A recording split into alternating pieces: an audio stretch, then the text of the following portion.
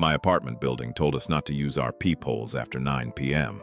The email came in that morning, which meant I read it while standing in my kitchen in one sock, waiting for my coffee machine to stop sounding like it was choking. The subject line was, "Important Resident Safety Notice." That usually meant the elevator was broken again, or someone had left chicken bones in the laundry room sink, or the landlord had discovered a new way to blame us for the mold. But this one was different. Dear residents, until further notice, please do not use your door viewer/peephole after 9 p.m. If someone knocks after this time, please call the front desk. Do not visually confirm through the peephole. Thank you. The Marwick Residences. I sent a screenshot to Natalie. She replied, "Girl, what kind of Scooby-Doo-ass building do you live in?" The Marwick is old in the way landlords call historic, when in reality they just want to charge more. My hallway smells like dust, carpet cleaner, and something that might have been canned soup in 1987. The elevator makes a sound like it is remembering a traumatic event every time it reaches the 4th floor, if it ever makes it there. So honestly, the peephole thing barely made the top 5. My front door faces a long beige hallway with 5 other units and a framed sailboat print that has been crooked since I moved in. Through the peephole, the hallway bends into a little fisheye world. Carpet, elevator, sailboat, the occasional neighbor holding takeout. I use the peephole constantly. Everyone does, right? You hear a knock, you look. That is what the peephole is for. At 9:42 that night, someone knocked. 3 taps, soft. It didn't sound like a delivery knock, nor a friendly knock, not even a maintenance knock. 3 carefully spaced out taps. I was on the couch eating cereal out of a measuring cup because my bowls were dirty. I paused my show and walked to the door with the spoon still in my hand. Then I remembered the email. For a second, I actually laughed. The idea of standing inside my own apartment and being afraid of a peephole felt really silly. Like being warned not to look into a mirror after midnight. Another knock, 3 taps. I said, "Who is it?" No answer. I leaned closer. "Hello." Still nothing. My eye was maybe 2 inches from the peephole when my phone buzzed. Another email with the same subject line. Important Resident Safety Notice. This one said, "Residents are reminded not to use their door viewers after 9 p.m. If you have already looked tonight, remain inside your unit and do not answer the door." I stared at it. Then, from the other side of my door, someone whispered, "Don't worry, you haven't looked yet." I backed up so fast I hit the little table by the door and knocked my keys to the floor. I called the front desk. Voicemail. I called Natalie. No answer. The knocking started again while the phone rang. 3 taps. Pause. I called 911. I don't know what happened. I might have hit the wrong thing. Maybe the building's intercom app glitched. My hands were definitely shaking too much. But the call connected to the front desk. A woman answered. "Good evening. Thank you for calling the Marwick Residences." Her voice sounded normal and bored. "There's someone outside my door," I said. "What unit?" 6C. Then she said, "Have you used your peephole tonight?" "No." "Are you sure?" "Yep." The knocking stopped. The woman exhaled. "Then don't start now," she said. "What's going on? Do you live alone?" I always hated that question. "Why? Do you live alone?" I didn't answer.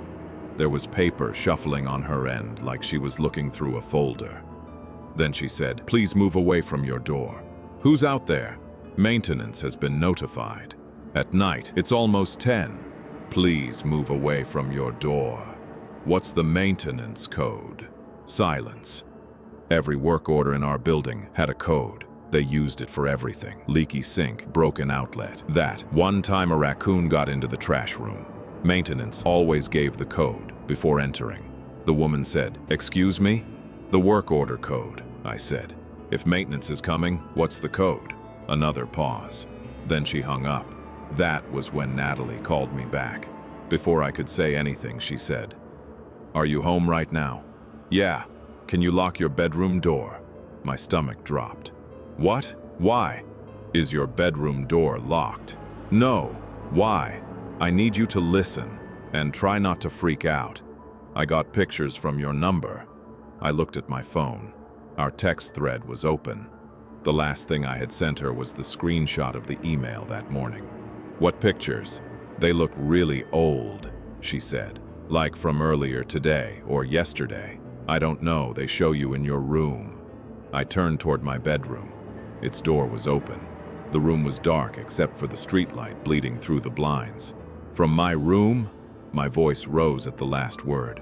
"I know," she said. My phone buzzed. A picture came through. Me, standing beside my bed in an old t-shirt, folding laundry.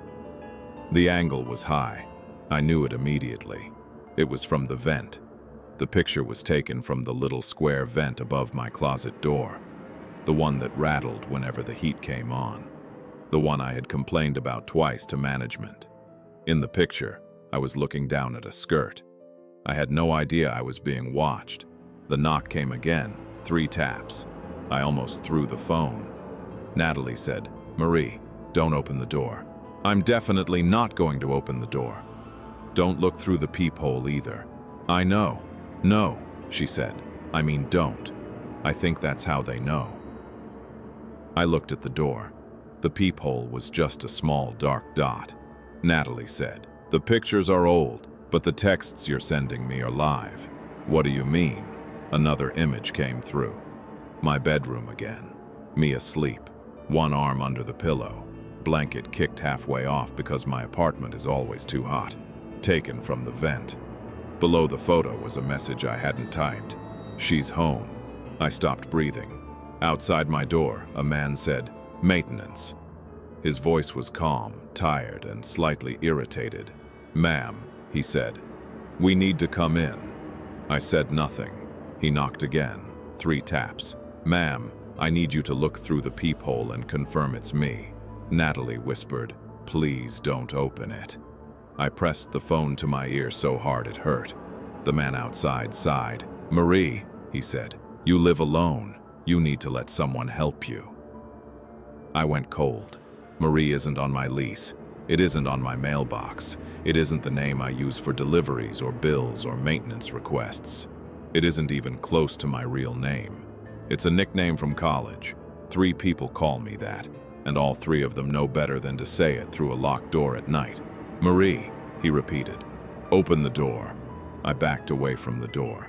That was when I understood the warning. It wasn't because the peephole was specifically dangerous. It was because if you looked through it, whoever was outside could see the light change, or the shadow of your eye, or whatever tiny movement told them someone was standing on the other side. They weren't warning us not to open the door. They were warning us not to prove we were home. The man outside said, "We can hear you." I covered my mouth with my hand. Another man spoke from farther down the hall. "Is she looking?" The first man said, "Not yet." My phone buzzed again, another picture. This one was not of my bedroom. It was my hallway, my door. The man outside it. He had a toolbox in one hand. Behind him stood 2 other men. One wore a dark hoodie. One had a clipboard. The clipboard bothered me the most. I don't know why. Maybe because it made the whole thing look official. I whispered, "Natalie, could you call the police?" I did. "When?" 2 minutes ago. "How far?"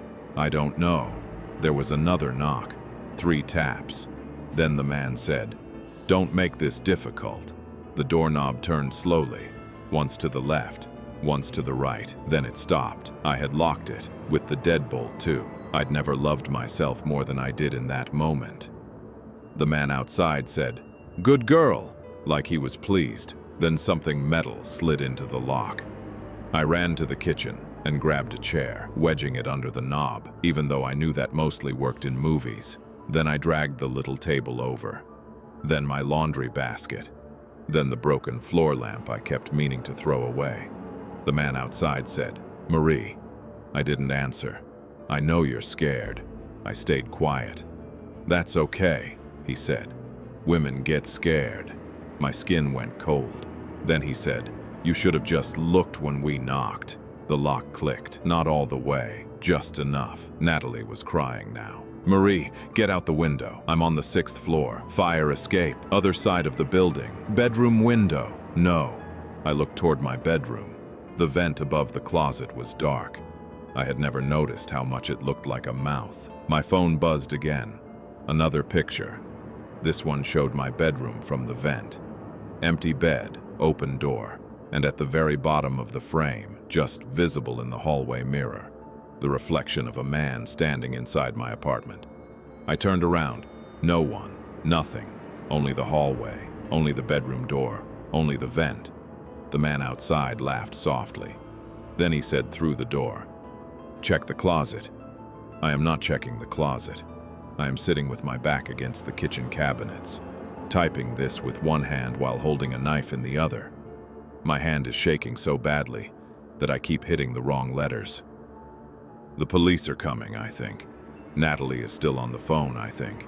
The men in the hallway have stopped knocking. A few minutes ago, something small slid under my door.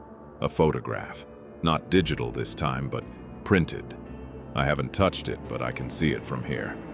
It's a picture of me sitting exactly where I am sitting now, back against the cabinets. Phone in one hand, knife in the other. The angle is from above, from the kitchen vent. I picked it up. On the back, written in black marker, are 6 words. "You locked him in with you." If you enjoy creepy true stories and unexplained mysteries, please leave a like, subscribe, and hit the notification bell. It really helps the channel and allows me to bring you more stories like this. And if you've experienced something strange, creepy, or unexplained yourself, share your story in the comments below. Thanks for listening and stay safe out there.